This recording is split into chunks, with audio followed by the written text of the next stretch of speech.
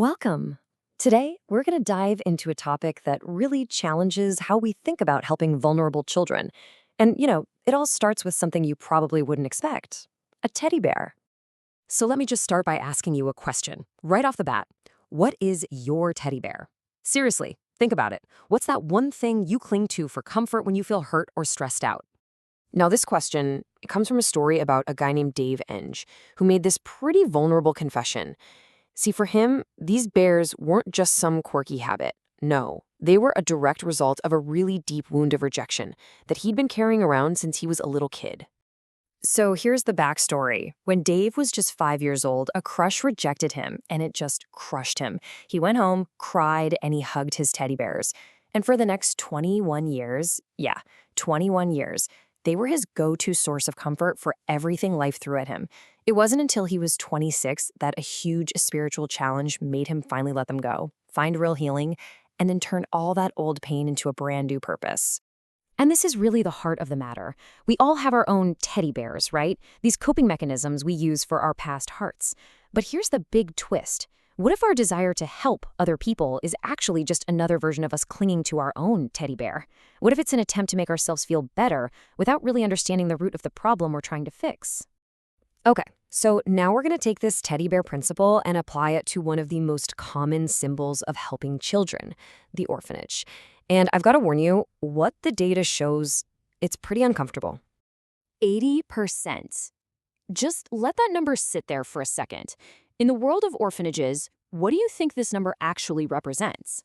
Well, it represents a really shocking reality.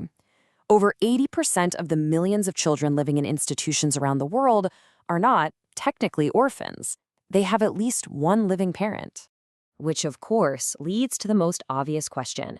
If their parents are alive, then why on earth are these kids living in an institution?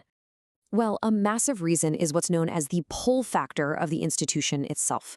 Now, poverty is a huge driver, for sure, but these places can become like magnets because they offer things that desperate parents just can't provide. An education, regular food, medical care. So for a parent in that situation, sending their child away can feel like the most loving, sacrificial choice they could possibly make. But here's the devastating catch. Life in an institution, even a really well-funded one, can be incredibly traumatic for a child. Without a stable, loving caregiver, a child's brain can get stuck in survival mode, literally just fight, flight, or freeze. This physically changes how their brain develops, making it so much harder to trust, to learn, and to form healthy relationships later in life.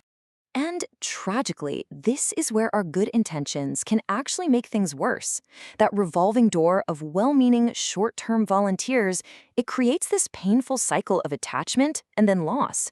It teaches these kids a really dangerous lesson. Relationships don't last, and people will always leave you. Okay, so if the whole institutional model is broken, what's the alternative? Well, the good news is there is a wiser path forward. It just requires a complete shift in how we think about the problem. And this is the core principle right here. All the research, the science, and even ancient wisdom, they all say the same thing. The absolute best place for a child to grow up and thrive is in a safe and loving family. And if the human element isn't convincing enough, just look at the money. It is so much more effective. It can cost up to 10 times more to care for one child in an institution than it does to give a family the support they need to stay together. The math is just crystal clear. So the whole goal has to shift. We shouldn't be aiming to build better, shinier orphanages. We should be aiming to build a world where they aren't needed in the first place, by investing everything we have into strengthening families and their communities. So how can we actually be part of the solution and not the problem? Let's get really practical with some clear do's and don'ts for how to truly help. All right, when you're interacting with vulnerable children, you have to avoid behaviors that create unhealthy temporary attachments. So instead of pulling a child onto your lap, offer a high five.